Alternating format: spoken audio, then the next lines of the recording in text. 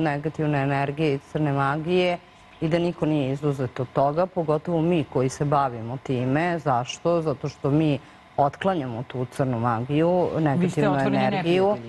Mi smo neprijatelji broj 1 tim demonskim silama, entitetima i te demonske sile i entiteti su jako osvetoljubivi i kad ti, sad on je tu nastanjen recimo 5 godina, tu živi, jel?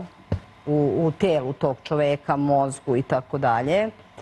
I ti ga sad proteravaš odatle, normalno da vrši otpor i da neće da iziđe, ali ako ga i nateraš prisilno ili kako god, normalno je da si ti na udaru jer su oni jako osvetoljubivi i sve znaju, jako su inteligentni, da se ne lažemo.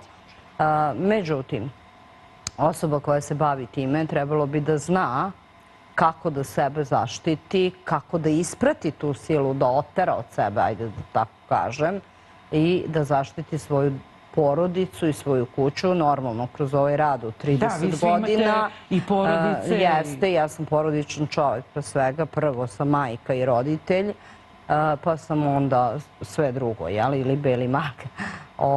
Normalno da kroz ovaj rad od 30 i kusur godina da se desilo, moram da priznam i da kažem u par navrata, da li je meni bila taj dan lošija koncentracija ili sam ne znam u kom, ali desilo se da skinem i da rešim čoveku problem, ali da sam ja bila na udaru.